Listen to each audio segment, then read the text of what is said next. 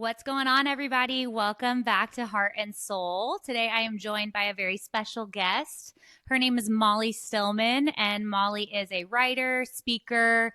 She's a podcaster, and she's also the author of her new upcoming memoir, If I Don't Laugh, I'll Cry, which is an iconic title and the story of my life. And then beyond that, it says how death, debt, and comedy led to a life of faith, farming, and forgetting what I came into the room for, which I think is also hilarious. So I think we're going to have a really good time. Molly, thanks for joining me on the podcast. Thank you so much for having me, Kathryn. I'm really excited. Yeah, this is like perfect timing because I can't even lie to you. I was just putting my kid down for a nap, and he's 2, by the way. And we're in the 2s. Like, we're very much in it. And I was just like trying to change his diaper, and he went number 2, and I was like, he's kicking a lot while we're changing him. And so he kicks poop and his hand hits the poop and then it rubs on my arm and then it rubs not only on my arm, but on the wall. Oh, yeah. And I was like, this is perfect timing to talk to Molly because I need someone who can like make me laugh and feel lighthearted because I was about to rage. Like, when before I had a kid, I had a friend say to me, like, if you ever want to throw him across the room, just call me.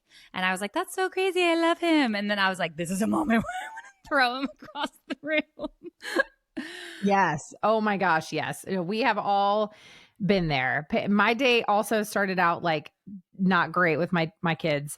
But I was talking with my husband about this after I came home from taking my kids to school, and my kids are 10 and 8 now. And I was like, parenting is really just like, none of us have it figured out, but also like we all like it's hard in every stage and it's awesome in every stage. Yeah. Like, and it can be hard and awesome all within the span of 12 minutes. So it's truly, it's just genuinely. And then sometimes like those hard moments end up being the stories that you look back on and you laugh and you're like, this is because it was if I don't laugh, I'll cry moment. Actually, I'll tell you a poop story. We're hit just me with a poop story.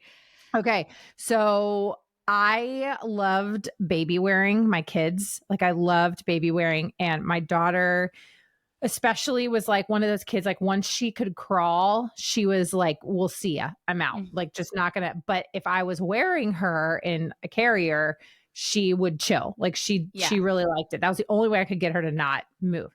And so I was doing a Target run. And this was one of the Target runs where you're in there for a few hours. Like you're committed. It's like a grocery, it's a paper towel, like it's the whole 9 yards kind of Target run where you're like walking out and you're like, how did I spend $300? Yeah. Or whatever. Every time I go to Target, I'm like, how did I just spend all that money? It was an intense Target run because it was like we were out of everything. Anyway, so it was one of those Target runs where I had been there for the better part of 2 probably plus hours. Because also like she was happy on my back and it was like all good. So I get to the end, towards the end of our Target run, my cart is completely full of groceries. I have like all of the things and I am in like the last aisle and I feel poop warm on my back.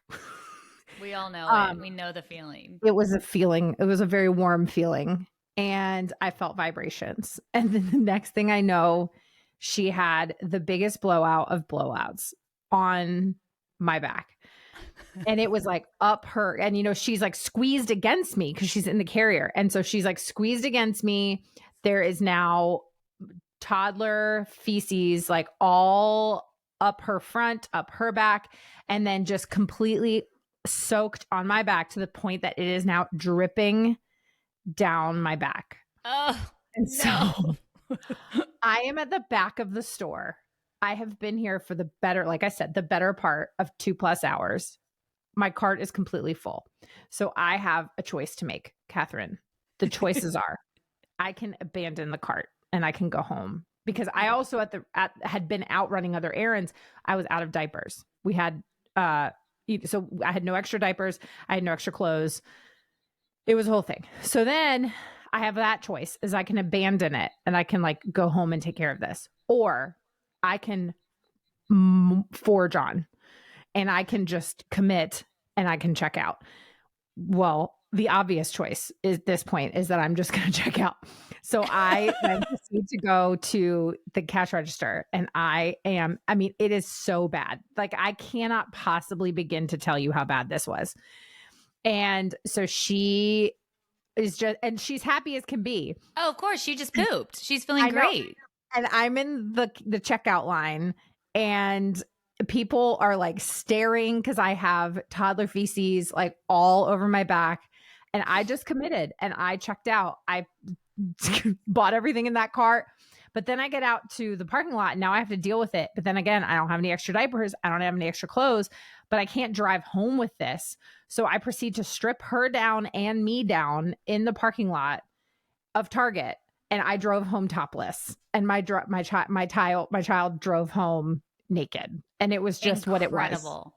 Yes. So I'm just saying like we have all been there. Truly. No, like truly. And that's kind of the beautiful thing about Target is like you're surrounded by a bunch of moms who are like, finish checking out, girl. Like we've all gotten pooped on. At that point, you're just like, there's nothing I can do right now. Solidarity. Okay. Well, see, anyway. I told you I would feel better. I told you I'd feel better by talking to you already. There you go. Well, what I love about you, and I don't know you, which is great, because I'm going to get to know you today. But what I love about how I had poop on my back, so we are now best friends, Kathryn. Yeah, we're besties.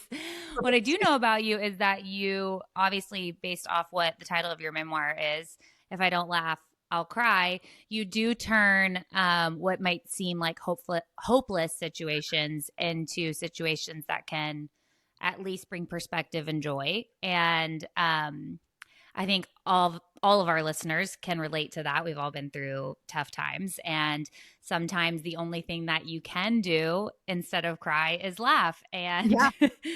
And that's the beauty of it. And I was just, before we press record, I was telling you like, there's so much to your story just from an email that I'm like, I am like so excited for where this conversation is going to go. I have no idea. And that's great. But why don't we just start with you just kind of introducing who you are, what you do, and then we'll get into the weeds of it. Yeah. So, I mean, my life right now is I am a wife to John. We've been married. We just celebrated 12 years of marriage. We have our kids, Lily and Amos. Lily's 10, Amos is 8. And we live on a small farm in Durham, North Carolina. And we have goats and chickens and geese and guineas and ducks and bees and cats and dogs and all the things. We just had baby goats born a few days ago. So we're in baby goat season right now, which is arguably the best season of all seasons. Aww. Is baby goat season. And you just really have to seize when they are cute and tiny and then they like bebop and jump around. It's so fun. Before they get big. And then they're just like eat things when they're big. But when they're babies, they're so fun. So we're in baby goat season. So that's, my day-to-day life. But then I also get the honor to write occasionally and to speak occasionally. And I also host a podcast. I've been doing that for 8 years. And but I've been creating content and writing on Al Gore's internet for close to like 20 years. So it's, I love it. And then, I just also am, I released my first book 2 weeks ago today. And so it is now out in the world and it is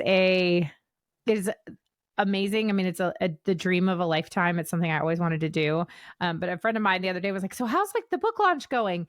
And I said, well, sometimes in the span of an hour, I cry. And then I also like give myself a high five. So like, it's a roller coaster. Like some days I'm like, this is great. I love this. This has been so much fun. And then there's other moments where I'm just like, I want to quit. And all of it is, I'm done. So isn't that just like life and motherhood? Like we just talked about.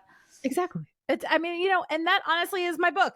I mean, it's like, life is not about the either or. It's the both and. It's just Yeah. like you can experience the beauty and the brutality of life all in one day, all in one moment. And you can hold those emotions and those feelings in tension. You don't have to actually put them in competition with each other, Mm. which is what I think the narrative of our culture actually tries to tell you, is that you have to pick one or the other. um and I don't actually think that that's true. And so yeah, I mean, I think that's the heart and the core of the book, really, is what it is. Love that. And we're going to dive deeper into, I mean, just the fact that you've already written a memoir is insane. Like the thought of saying like, I have a memoir is like so like elite to me.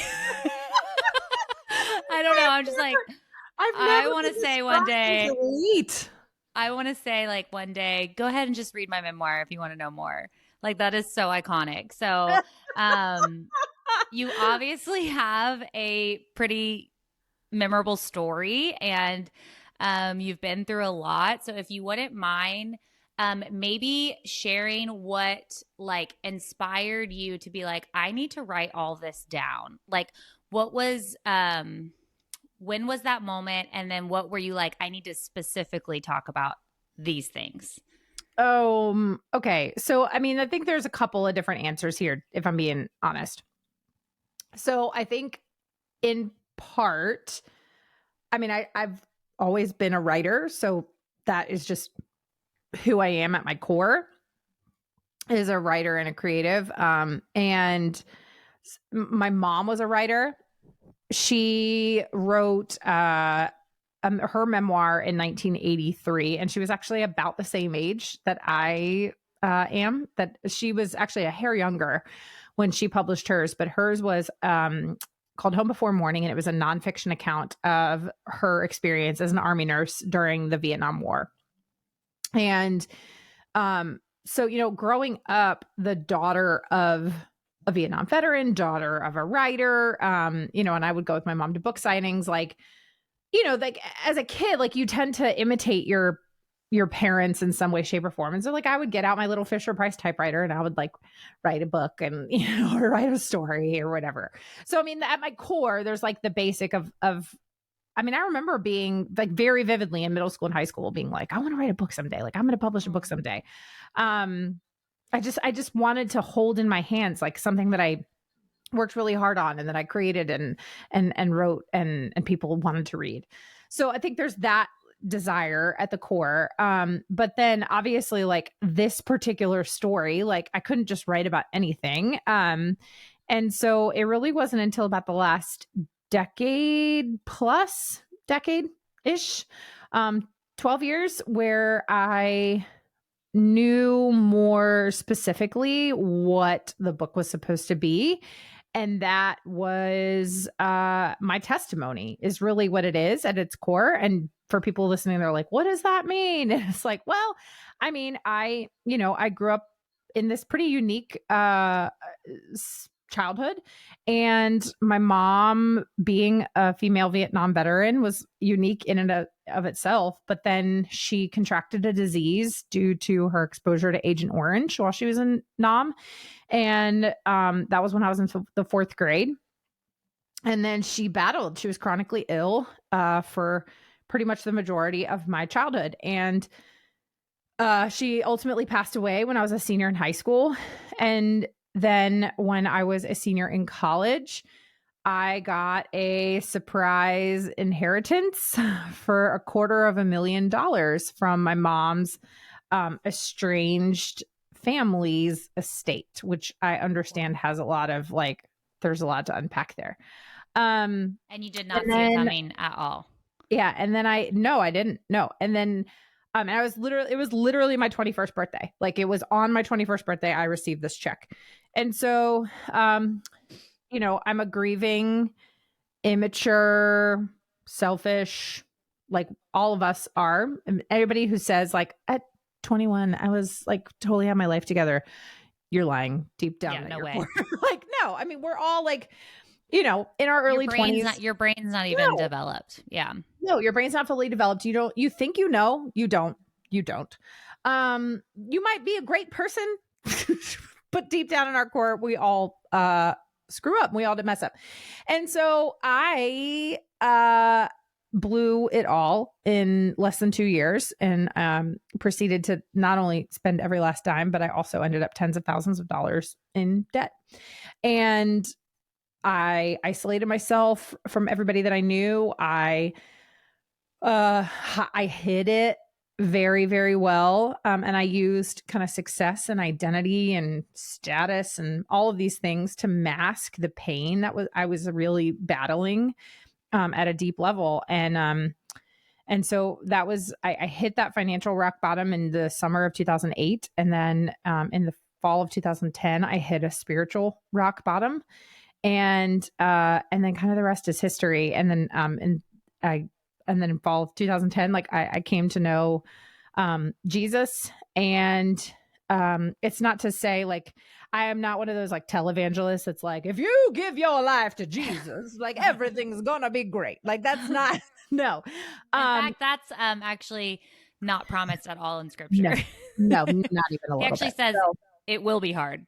Yeah, it will. So John 16:33, in this world you will have trouble. Not you might or maybe, but you will have trouble, but take heart. I've overcome the world. And so I walked into the doors of a church in September of 2010 for the very first time. And I heard the gospel for the very first time. And it really was a moment where I walked in that day where I had been suicidal for months. I had felt hopeless.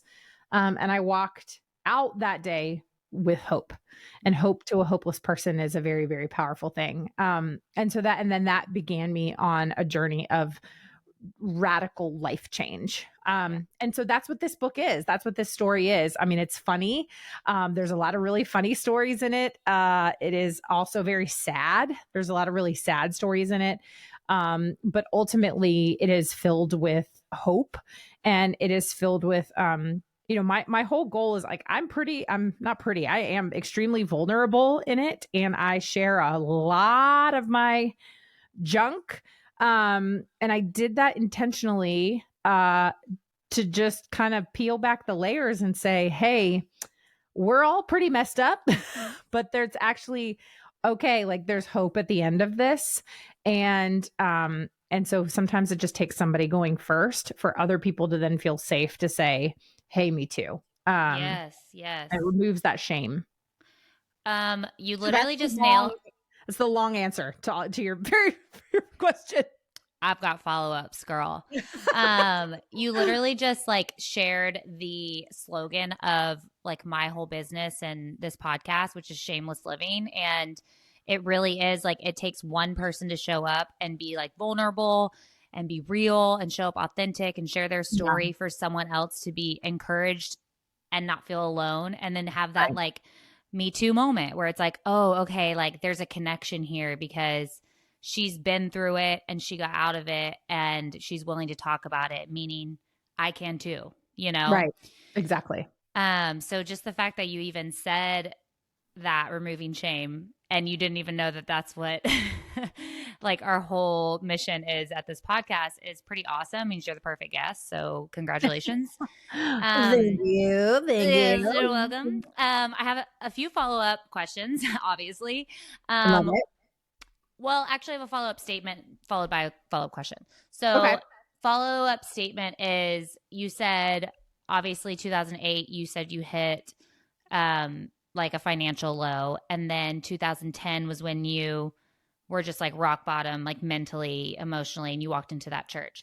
Yeah. I unfortunately and fortunately think that it does usually take a rock bottom moment for most people to have that like awakening, if you will, that spiritual awakening, meaning like we don't know that we're in need of a savior until we need saving. Right. Until we're like desperate enough to be like, okay, like I literally cannot do this on my own. Right.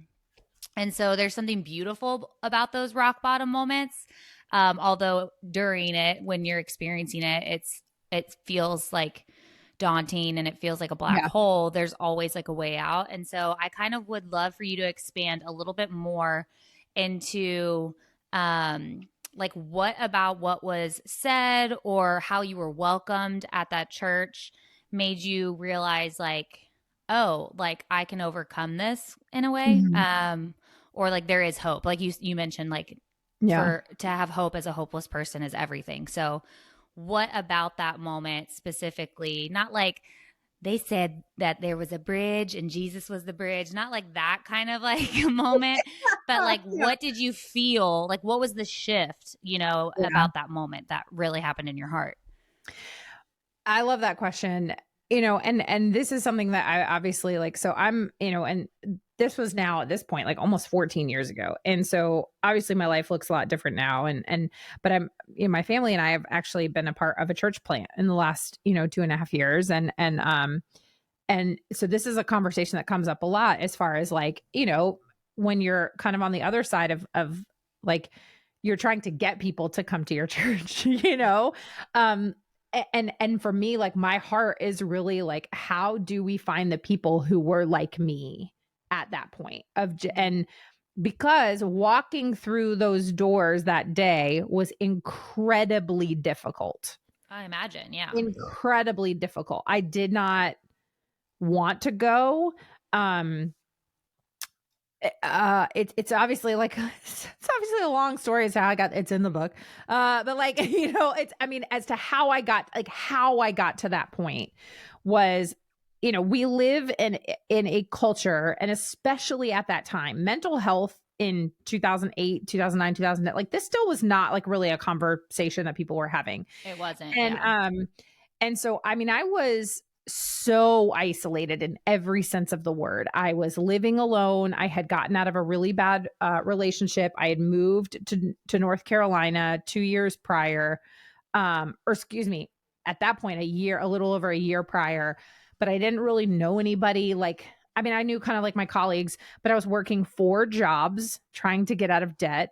So like, I was so alone, and like nobody really knew the ins and outs of my situation. And so like it just I didn't feel like there was a light at the end of the tunnel. And I kept replaying this narrative in my head of I got myself into this mess, so I have to get myself out of it. And I was just doing this shame and self-condemnation game over and over and over again. I was embarrassed, I was ashamed, I was disappointed in myself. Like, I mean, I felt all of those things. And so I couldn't let anybody in to really know what was going on.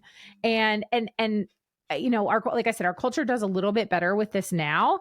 But at the time, especially, like it was really in the peak of the hustle culture, the like pick yourself up by your own bootstraps. Like we were really hitting a stride or something as a society in that, because it was like the early days of social media, the early days of blogging, more and more. I mean, it's post recession. So many people are just desperate to find work. I mean, it's just, I mean, like culturally, it was a lot going on.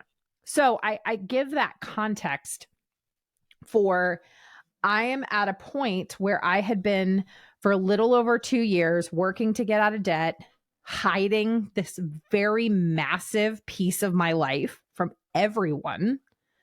So when you live in that kind of isolation for a long time and you've been broken down for so long, it wears on you mentally and emotionally and relationally. And so I felt alone. And so when I was seeing a guy. We weren't dating, but spoiler Talking. alert, he's my husband now. It worked So out. it worked out. But the reality is, and I actually credit a lot to him. Like he never evangelized me. Like he never was like, "Do you know Jesus as your Lord and Savior?" Like he never did that. What he did was he created a safe space for me to open up. Like he's one of the first people that I ever really opened up to. And but here's the thing is like what I noticed about him was how he lived his life. Like he was just secure in his identity. He was steadfast. He wasn't like swayed by the opinions of people around him Like he had good work ethic, but he valued his relationships. Like, and even to this day, like we've been married 12 years, we've been together 14. Like my husband pretty much almost always operates at like about a 5. Like he's just never really like, angry or mad, or like it's just never like a high. He's never a low. Like he's just kind of at a 5. He's chill. And yeah, he's chill. But and honestly, like some of it's personality, sure, but a lot of it is like he has just grown up. He grew up in a really strong Christian home with really strong Christian parents who pointed him to Christ every single day. And that is just ingrained in him. And by no means is he perfect. And he doesn't claim to be, but I think that like he just knows his identity in God. And I think that has a big part of it. So there was something about that I was like, I need that. And so I asked him, I said, can I go to church with you? And so I did. And then I was terrified.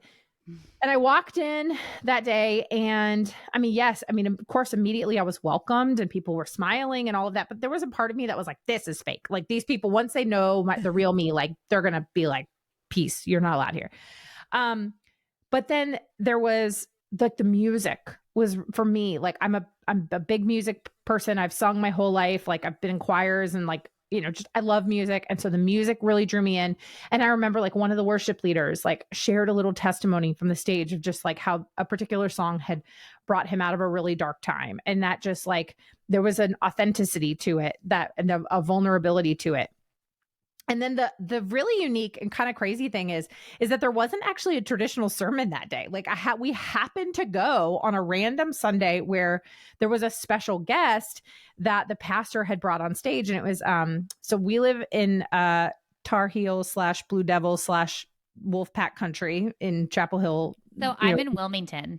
Okay, I'm in so Wilmington. Yeah. look at that. So we're in Durham, but we are Tar Heel fans. And our pastors actually, or at the time, like he was a graduate of Duke. And so he was a Duke fan. But the guest that day was a basketball player by the name of Tyler Zeller, who was on the 05 and the 09 championship teams, or maybe just the 09. I don't know, whatever. So, but he was on the 09 national championship team, and big Tar Heel fan here. And so, he brings Tyler out, and it was just kind of a sit down Q&A interview, like rather than a normal sermon. But one of the questions I vividly remember him asking Tyler was, in a world, because Tyler was an NBA prospect, and in a world, he was basically like, in a world that, idolizes sex and money and fame and fortune, and, you are going to be drafted into the NBA. Like, how do you not let that like lure you into the quote unquote, like the things of this world? And his answer like was the gospel. And it was just like, his identity was rooted in Christ, and that he knew that like all of that was fleeting, that it could be taken away tomorrow. But like Jesus is the same yesterday, today, and forever. And he said, he was like, there is a God in heaven who loves me and created me on purpose, with a purpose, and for a purpose. And like he basically was like, he just straight up gave a gospel message in that answer. And as somebody who had never heard that before, yeah, who was so riddled with shame and guilt and condemnation, and I just had been trying to do it all in my own strength for so long, and I was trying to find identity in what the world told me to find my identity in. I needed to hear that, and so I did. And so I left that day, and I was just like, okay, maybe this Jesus thing isn't so crazy. Like, yeah, because I was not just like not following God. Like I was so anti-church, anti like all of it. I was so the other opposite end of the spectrum. yeah. Yeah. And I walked out that day, and like, I'm telling you, hope to a hopeless person is a powerful gift. Yes.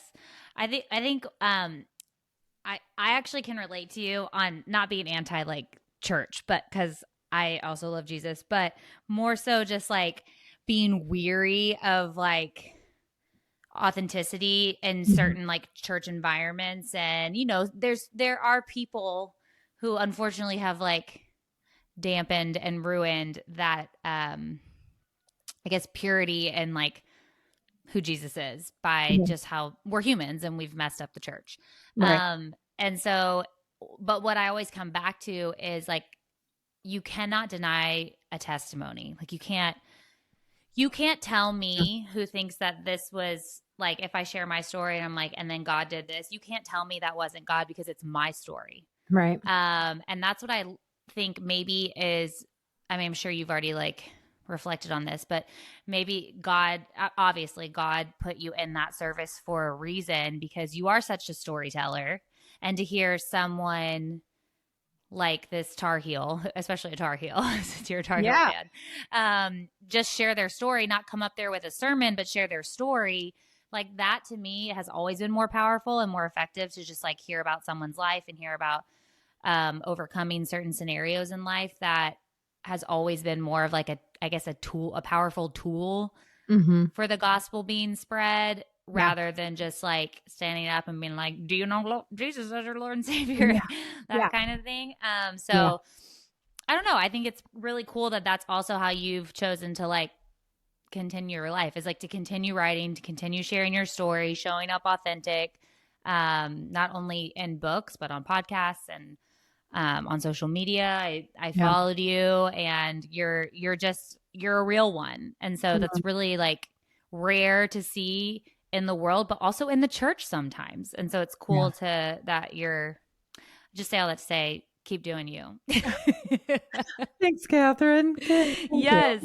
Yeah. Um, okay. So many questions. But one thing that I just really need to know is on your, there's like a little bullet point on your get to know you email that said that you once thought about pursuing a dream of being on Saturday Night Live. Hmm. And I need to Yeah. know more. I mean, that was my core. That was my identity for a long time. If you'd asked 4-year-old Molly, what do you want to do when you grow up? I would have said, I want to be on Saturday Night Live.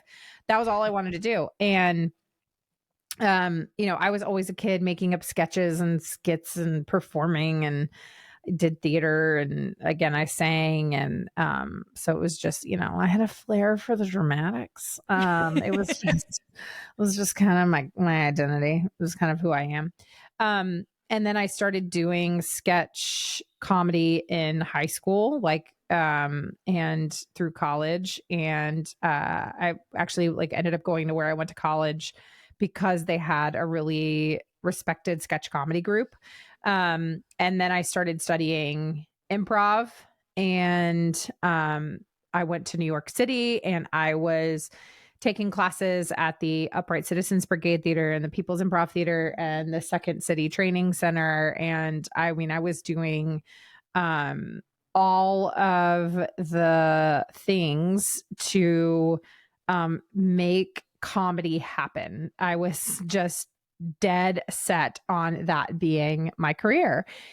And but if you know anything like about the comedy world, is it can actually be a very dark place. Yeah.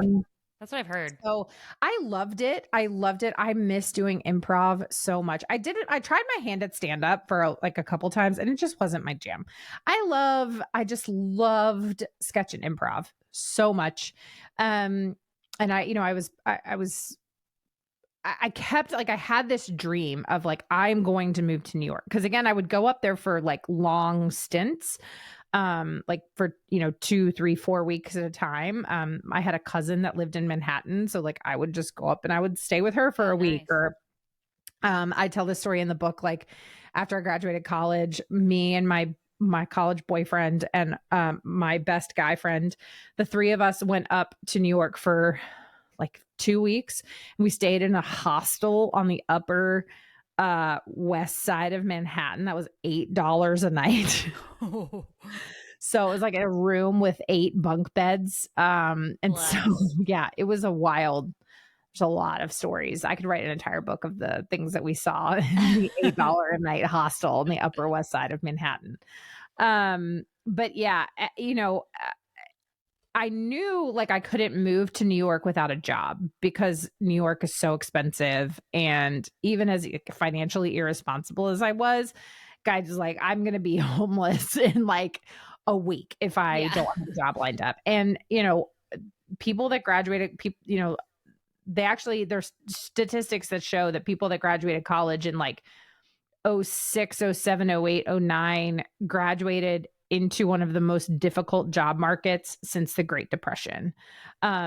It just like because of the recession and so many factors, no one was hiring. I mean, it was just impossible to find a job.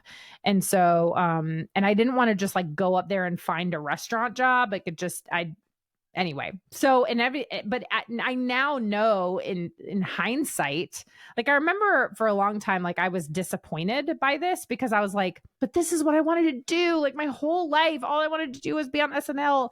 Like I'm still to this day, like the biggest SNL fan.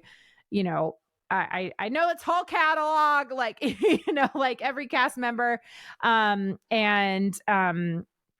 But at the time I remember just thinking like, why isn't this happening? Why isn't this happening? Like, I know I can do this. And now with hindsight, it's because I wasn't supposed to. It's because Yeah. I wasn't supposed to. And like, uh, so sometimes it's like you have in your mind like what your dream is and what you think you're created to do. And it's actually like if you take that path of discomfort, God more often than not has a better plan in store. Yeah. And that doesn't mean he's necessarily robbing you of using like the gifts that you Yeah, love. Like exactly. you're funny and you use that in your writing and you use that in your podcasting and might not be sketch comedy, but he's like, I made you funny. Like be funny, Yeah. use that Mm. gift.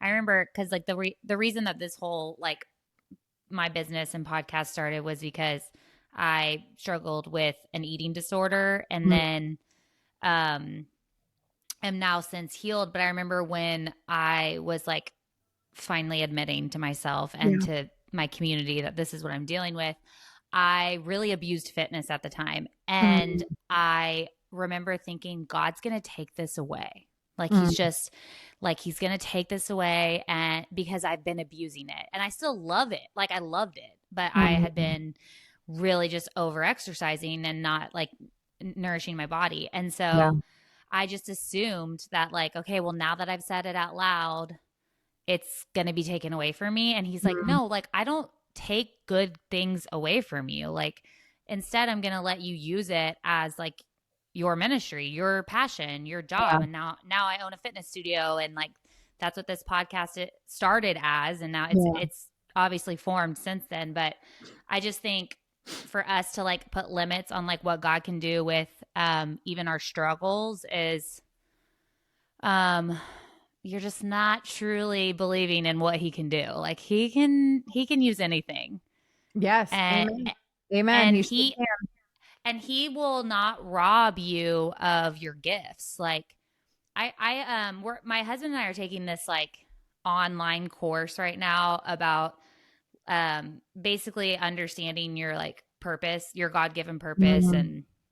and just like the gifts that God has given you, both like spiritual gifts and then also just like your personality, like things you like to do. And the instructor said something. He was like, whether you believe in God or not, like we're all born with gifts and like Right. good gifts, like really good gifts. Like God doesn't limit like his creation based on like if they'll choose him one day. Like he Yeah. gives people like talents and personalities and just skills to use and like he Yeah. doesn't rob them of it just because they decided I'm not going to follow you. And that was like really eye opening for me. I know it's like so simple, but it was like so eye opening for me because I think sometimes as like maybe a believer, I think like, oh, well, I have to surrender this and there are some things that he's like, please give that up.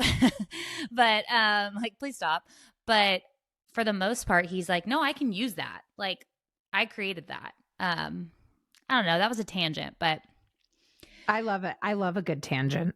I don't even know where I was Listen. going with that. Like, how do we even start? Oh, SNL. Yeah. So like Yeah. you I not love it. getting the job in New York. Now we have hindsight on like what he was doing, but also how we can still be like using our gifts. Okay, I want to talk about your farm because we're running out of time and I need to talk about your farm. So I love how just like casually, like in the notes that I received about you, it was like, she like had an inheritance and then blew it, and then now she lives in a farm since COVID and yada yada. I'm like, oh, what a shift. Um, how did we get to farmland? I know. It's a wild ride. Tell me about what basically inspired you to move to living on the land. Yeah, I mean, I think in a simple way, my husband and I, we always wanted to live on a farm. Like we were just really, we loved that. Um, we just loved that lifestyle. But neither one of us grew up on a farm. So like that was not something that we were, like trying to get back to our childhood roots or anything. Like that was no. Now he did grow up like on a little bit of land. Like his parents' house was on like 5 acres, but it's not like they had animals or anything. So it's and then I grew up in a like a old small town. I think it was just something that when we were engaged, like it was just kind of like, oh, that would be fun, like buy land and build a house someday, and then we started saving for it. I don't know when, probably at this point, we were probably like only married like a year or two, and we started just putting money a little bit every month into a savings account. By the way, I think a funny context is I am married to a financial advisor. So like the irony is like not lost on me that like I was very, very bad with money. And then now I'm married to a guy that like helps people with money. so, um, so like there's a lot of, God has a sense of humor. But, and he's like never been in debt before in his entire life. And, it's just like very, You're annoying. like, yeah, same.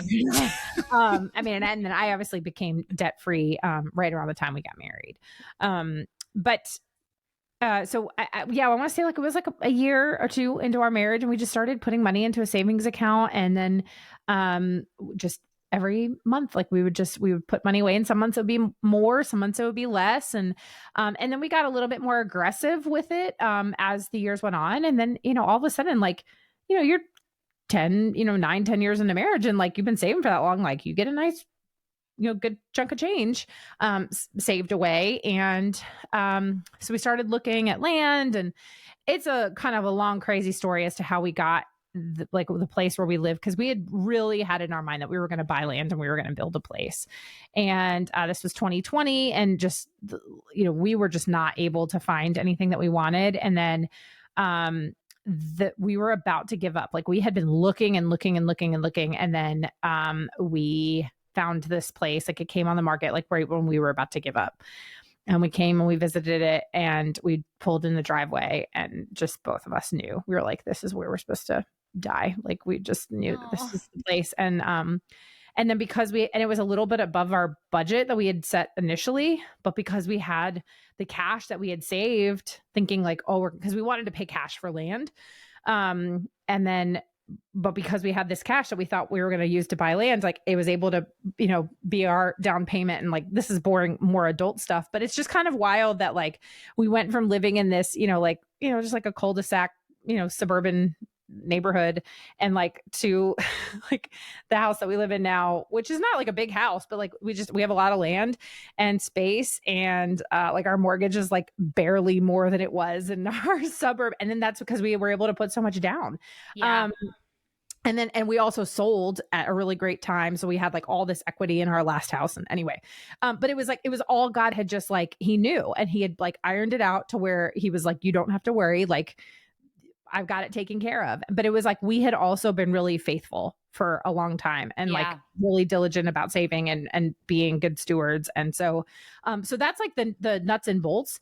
But at a deep core, I mean, I think our goal and our vision for it is, we wanted a place that our kids could live and learn the value of hard work, but not according to the world's standards. Because the world is like more followers, hustle harder, like earn 6 figures. And we didn't want that. We wanted them to see like the value of hard work. Like it is hard work, feeding animals every day and cutting grass and weeding a garden and, taking care of bees and, just like upkeep of a farm. Like it's hard work. And so we wanted them to have like that kind of work ethic value.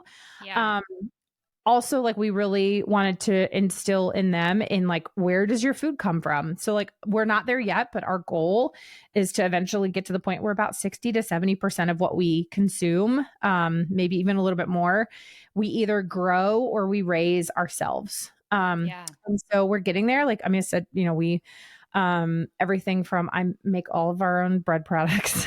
We have a garden and fruit trees, and we raise our own meat chickens. So yes, we harvest them ourselves. And our kids are involved in that process. And so like, every time, I make a dinner where we have a roast chicken or we've got, chicken tenders or whatever, like, my kids know how that chicken was raised, that it got sunshine and bugs and grass and, its life. And they know that the hard work that it went into processing it. And so there's an appreciation there as well. um and just, also from like a pure health standpoint, like, just, I mean, you're a health and fitness person. Like, there's a lot of junk out there. So like, Yeah. and so I think there's like kind of surface level things, and then there's a deep core thing of just being good stewards of the resources we've been given, of the land and the nature and life and all of that God's entrusted us with. And we know, by the way, we're not like people that are like judge you if you don't live the same life. Like, we understand that this is not a lifestyle that is meant for everybody. Yeah. And there's certainly like almost like a homestead aesthetic that seems to be very popular on I've Instagram, and it noticed makes me, that. Yeah. it's a Homesteading. little, makes me a little like, I live on a homestead and my stuff's not that pretty. Like, it's Yeah. pretty like, it's a farm. Like, there's poop everywhere. Speaking of poop, like, come here. There's animal poop everywhere. So like, I don't really know what these like really like pretty homesteaders are doing. But I'm a little skeptical. Yeah. Um Yeah. I've got questions. I've got questions. So anyway, yeah, that I mean, I think that's the long and the short of it is. But also like, my kids, I came home from a trip last week. I was actually on my book tour. I came home. I literally pulled in the driveway at 3:15, and at 3:30 our mama goat started pushing baby goats out. And my That's kids, like, crazy. we just stood there and we watched her give birth. And my kids, like, at 10 and 8, like, they can tell you exactly what was happening, and they watched her give birth, and they watched her birth the placenta, and they can explain what the placenta is like. So there's also like this educational, like, they just understand how life works a little bit. Truly. Yeah. We get to have also like fun conversations about how babies are born. Yeah. Like that. But yeah. So we love it, and we don't take it for granted for even a moment. I love it. I think that's amazing. I think I'm so glad that people like you do that, because it couldn't be me. But Yeah, and that's okay. Like, but I living don't that feel way. judged. I don't feel judged. No, I I know. I think it's amazing that you're doing that, and I love that you had a dream and you and your husband like were obedient, and it came to fruition. So that's pretty Yeah, awesome. yeah, that was the Okay, goal. I have 4 questions that I ask every single guest, and then Okay. after that, I'll give you a chance to let my listeners know like where they can buy your book and follow you and all that good stuff. Okay. Awesome. Let's do it. Okay, first question is, what is something that you're currently obsessed with right now? Currently obsessed with okay. Uh Hue chocolate. Hugh, I have not heard of. Hue, HU brand chocolate. I got it. Okay. I was influenced. Somebody told me to check it out. It's like one of those, like, I think it's like paleo compatible or something. I don't know. It's like has no added sugar or anything like that. And so you're like, this can't possibly be good. Right. And it is so freaking good. Hugh But chocolate. Hue chocolate. You can get it at like Whole Foods and Sprouts. And I get mine in my Thrive Market box. Ooh. But they have it like, I mean, you can get like, they have like the snacking gems, which are like, real addicting. And then I got in my Thrive Market box I got yesterday, I got a Hue chocolate bar that is like dark chocolate filled with almond butter. And it Oh is my like gosh. chef's kiss. Anyway, that's the first thing that came to mind. I'm pregnant right now, so I will be adding that to cart. It's real good. Um, Real good. okay, second question is what's something, I mean, obviously your book, but what's something this year that you're really looking forward to? So my family and I, we are going to Rome in Oh July. my gosh, that's amazing. We are not big travelers for obvious reasons because we have a farm, so it's like real hard to leave. But we try to do like one trip a year with our kids. And my husband actually has a work trip to Italy. And so we're taking the kids. And so we were That's like, you know awesome. what? Let's do it. And so I went to Rome my senior year of college. And when I was financially irresponsible. And so I'm excited to kind of like redeem the trip a Yes. little bit. Yes. But also like my kids are at such a fun age, like they're just really into history and things like that. Like they're Oh, so excited. And so like I said, we're not big like we drive old cars and like we're just like it's just so we kind of save and we do like one big trip. And so I'm really looking forward to it. I'm so I love excited. that. Italy's my favorite place in the world, I'm and I've so, only been there once, can we but just I'm, honestly, can I also say that I'm just really looking forward to pasta and wine? oh my gosh, yes. And it's like good for you, pasta and wine. I know. It's like, I mean, have you seen Italians? Like, they just look They look amazing. good. They live forever. I Like they're know. doing it right. I know. It's So like right. carbs and wine, and they're just like Like living for their best life. breakfast. Yes. And so I'm here for it. Anyway, Yes, I'm very honey. excited about it. I'm jealous. Okay, third question is what is something right now that you really love about yourself? Mm. Um, I think I'm really proud of myself that I've gotten to a point in the last few years where I know what I'm good at. Yeah. And I think for a long time I really questioned my gifts and talents. And I no longer like try to do things that I'm not good at. And I also know what I'm good at. And I'm confident in that. And so that's taken work. Like I'm 38 and it's Yeah. really hasn't been till probably the last couple of years. And I'm like, no, this is something I'm really good at. And I know my skill sets. And so advocating for myself in that way with those skill sets, that's a little bit of a different thing, like a little bit of a different beast, but I'm working on it. Yeah. And I'm getting there. And so I think, and that's something I'm trying to instill in my kids is like, we have a lot of conversations about like, who's good, he's better at me than this, and she's better at me than this. I'm like, yeah, like, and also like you're really good at this, and this is Yeah. what she's really good at. This is what he's really good at, and like you have different skills and talents, and like your dad is better at me at most things. Like, and I'm also really good at some stuff and better at him in some things. So like, Yeah. it's not a competition, and so I think that that's understanding our skill sets and our gifts and our talents, and then celebrating those in others is that would be my And answer. that's like the best part about getting older is letting go of, I don't know, the pressure that you put on yourself to like Yeah. be everything for everyone and just like realizing what makes you you and like Yeah. stepping into that. Like I'm 35, so around the same age. And it just like the confidence just gets better and better every year of Yeah. like, I just am who I am. And I Yeah. kind of like it now, where Yeah. in your 20s, you're just like, Oh, floundering. oh, so Yeah. hard. Like I'm Um, not afraid of 40. Like I'm like, bring on 40. Like I got this. I mean, yeah. I'm still a year away, but like I'm like, yeah, I ain't worried about 40. I know, like aging, I mean, wrinkles scare me, but like aging doesn't. I've also got a real good skincare routine going on right Yeah. now. And You're like, so I'm not like, afraid because I look I'm this not good, afraid. girl. 'Cause I know, I'm using a gua sha stone, I'm just Oh, using my brother in law's like obsessed with that, which is I'm so funny. just Every time he saying. visits, he's just like, Yeah, um, no, it's lovely. okay. Last question. If you could leave my listeners with a little post-it note of like little encouragement, short and sweet that they can put on their mirror or their car or their computer today, what would that say? Hmm.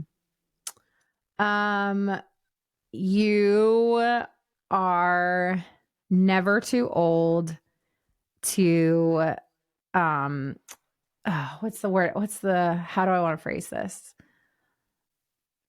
basically like, don't take yourself, you can take what you do seriously, but don't take yourself too seriously. I like that. Um, like even in the midst, like I was saying at the beginning, like even in the midst of really hard times, of really of pain, um, allow yourself the moments of levity. Allow yourself the moments to laugh at yourself, to laugh at a situation. Um, that's not to like dismiss grief or dismiss hard feelings, but like allow yourself that freedom to just, life is too short. Yeah. Life's too short. So yeah, I don't know. That's That was oh good. Don't take yeah, yourself too seriously. That's good. Write it down, yeah, listeners. Write it on a post-it. yeah. Okay. What's the best way for my listeners to connect with you, and where's the best place to find your book? And I'll obviously link it all in the show notes, but I want to give you a Yeah. chance to shout it all out.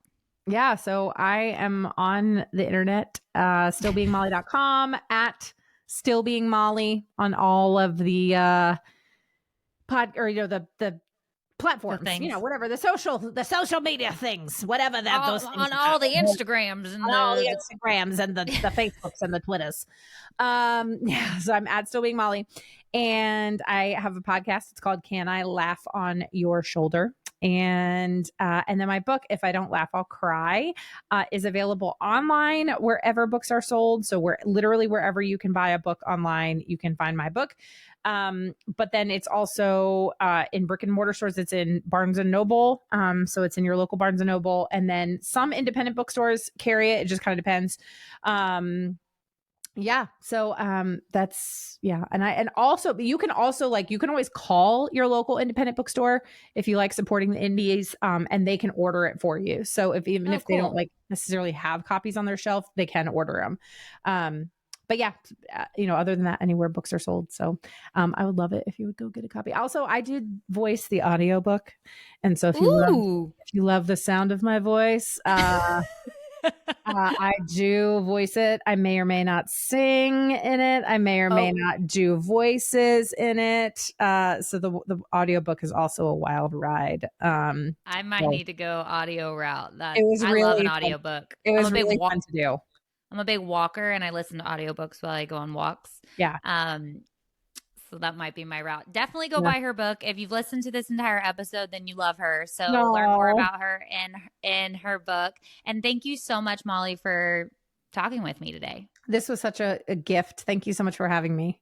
Yes, and listeners, I will talk to you next week. Bye.